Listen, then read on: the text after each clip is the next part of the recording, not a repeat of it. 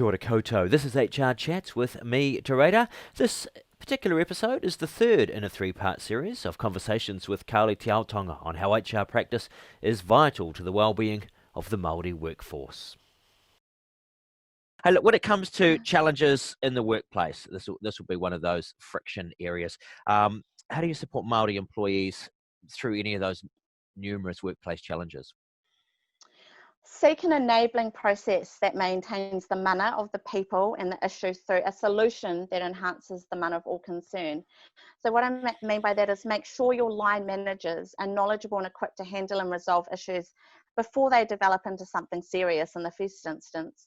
So we have employment laws, but if we are values-led, people-led, and led by doing the right thing, workplace issues are more likely to be resolved through a process that maintains the mana of all concerned. So where do I start with this? So there's so many stories, in fact, too many stories that are not mine, but I'll share a personal experience once again. So I was once enlisted to work on a national project that sought to rebrand a recruitment advertising platform that represented Aotearoa and our bicultural identity.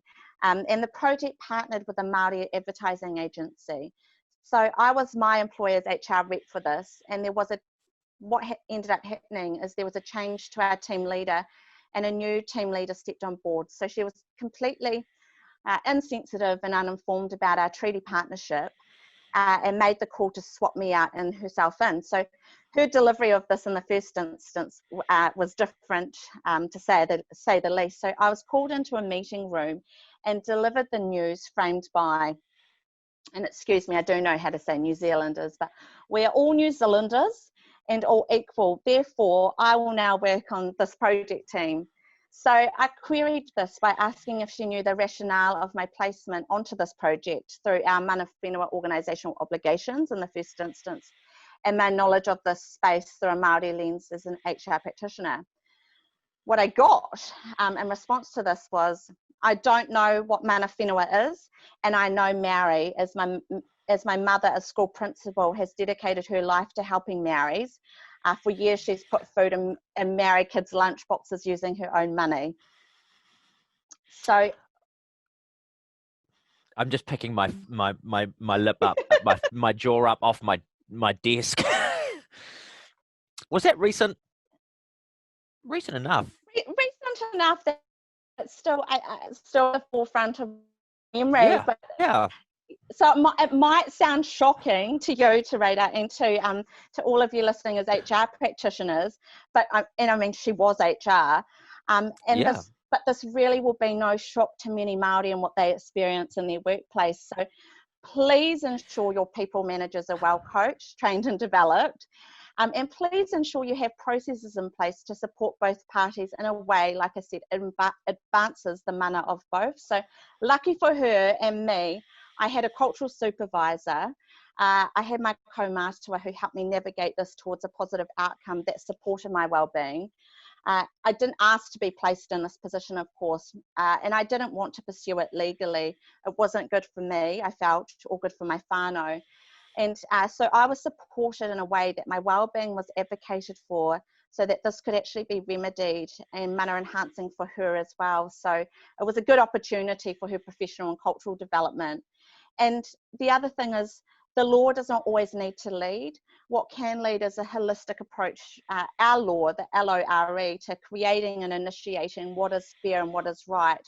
So there are different approaches that HR can look to. And in this instance, a kaumata were present at the table with all their wisdom and knowledge to realign and reset the balance and energy of the issue at hand, actually had a positive outcome. Right. So when you found them, they've been there, you've bettered them, people through various things, and there comes a point where they're going to leave the workplace for whatever reason. Any measures in place around the leaving process?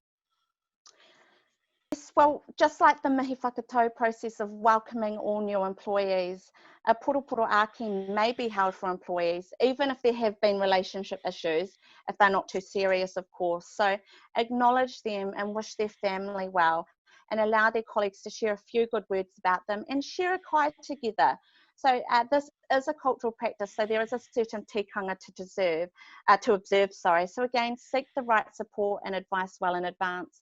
And again, whatever you do to fare well, irrespective of the context in which they're leaving your employment, ensure it's through practices which support their well-being in good faith, or pono, realising that the impact we leave on our people, on their physical, emotional, social, spiritual and cultural well-being is what's going to set them off, lead them on a future to prosperity for them and their whānau.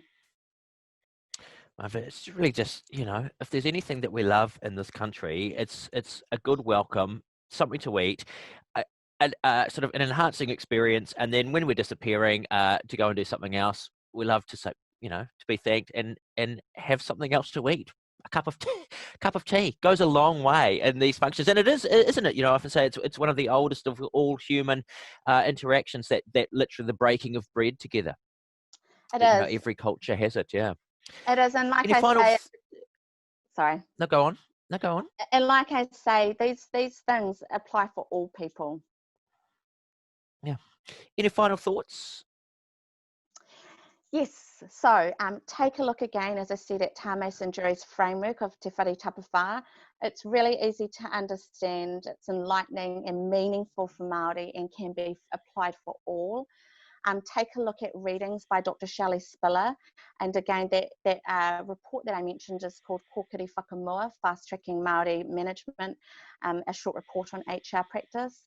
And if you don't know our history of our country, please do open up your heart to becoming informed. When we acknowledge our past and present through healing and restoration of injustices, we can actually step into the future together. Start to broaden and deepen your practice, truly understanding the differences between equity and equality of our ethnic population, more importantly, in relation to tāngata whenua, Māori. And you can find good knowledge articles online through New Zealand Treasury, Māori Futures and the Ministry of Health websites. A shout out to our Māori HR professionals, as this is not just about the deficits that non-Māori HR professionals may have, it's also about the amazing insights, knowledge and contribution that Māori HR practitioners possess, and they can and will deliver through your organisation to your people. And also to my fellow HR friends, be kind to yourself. Almost every HR professional I've ever come across in this profession is here to help people. So I've been mentored and I've worked closely with many non-Māori HR practitioners who are amazing at what they do and deeply care about the well-being of people. And what you do for your people is not always transactional. It can be and should be innovative, responsive and transformational. And I actually quote one of the words of my mentors, who's my lecturer, my colleague, and whanaunga relation as well. Raise people's consciousness to shift their mindsets and enact change. It's our collective responsibility. And to our rangatahi, please consider a career in HR. There are so many opportunities for you in this profession. It's rewarding, it's fun, but most of all, we need you because you're the future of HR. And if I may, Te Rata, I'll finish off with a whakatauki that is fundamental to the ongoing work that we're committed to at Wakatū through mana tāngata. So ensuring our people's wellbeing and employee experience, their journey with us is supported and nurtured. And we do this through our HR practices, which are navigated through our 500-year intergenerational aspirations, Te Pai Tawhiti, our guided by Hoia ki Te Pai Tawhiti, which is our intergenerational outcomes, which include whānau, papa whenua, our ancestral lands, and tai ao, our natural environment, and grounded also within our whakapapa, our ngā uara, our values, our tikanga, our legacy and our aspirations, and that our people want to be here because their actions hold true to our values. So, aroha ki te tangata, aha koa, ko wai, aha koa, no fear. Take care of all people, irrespective of who they are, where they come from, the culture they're born of, and the role they play as part of our collective. That is a very apt and wonderful whakatauki. Just thinking, you've got these organisations that they spend a lot of time and effort finding out what their values are. They could also probably include in that partnering with people to choose, I suppose, an appropriate whakatauki that represents what it is that their business does. And there may be, I guess, a couple. There's all these little things, aren't there, that people can think, oh, that seems like a journey that we would be well advised to go on. That's right. That's right. And when you do incorporate the use of te reo Māori and meaningful te reo Māori into your advertisements and things like, and your branding, your organisational branding, it does pique people's interest, and that's not just of Māori. It really speaks to your organisation accepting our biculturalism and our multiculturalism. Marvellous. Just before we go, any examples of a singular sort of moment of surprising best practice? We've sort of heard one of or worst practice, but or anything what you've seen which don't do that. So the best, are you asking for best practice? Yeah, like a best practice where you were quite surprised and went, oh wow, that's a good thing. Yeah.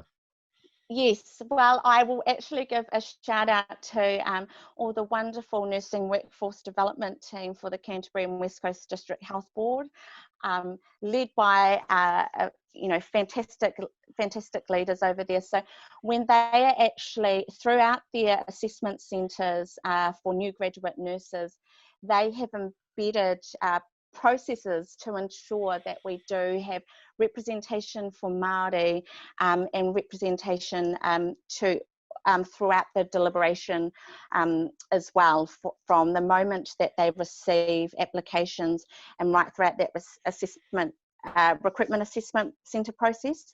And they've also worked on and been successful in developing a shared partnership contract that is specifically targeted for a Māori new graduate nurse, and they have support systems in place to support that new graduate's journey as well in their first years of practice into nursing. Marvellous. And classic examples of a moment of bad practice where you would suggest straight away to someone, don't do that.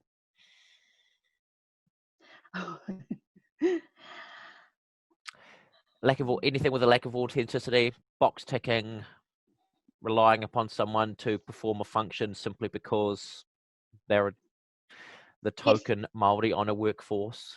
Yes, I will say one that I was given was, we had at a workplace that I was employed at, we had a Te Reo Māori advisory panel. So we actually had a specific group that you could go to when you wanted translations, an internal function of the organisation.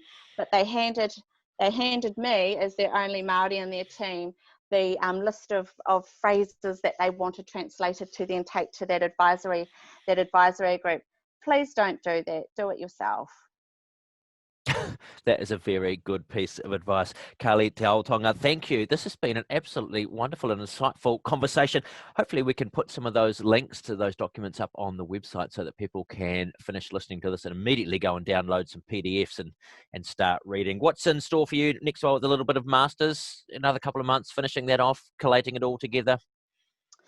Yeah, that's right. I need to get through that first, and then it's off to back into a lot of future programs that we've got in design at the moment for Wakatū, for our whānau development. So, marvellous. That sounds absolutely exciting.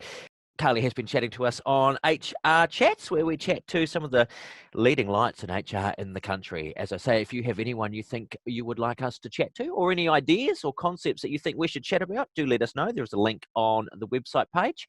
We'll talk to you again in the future.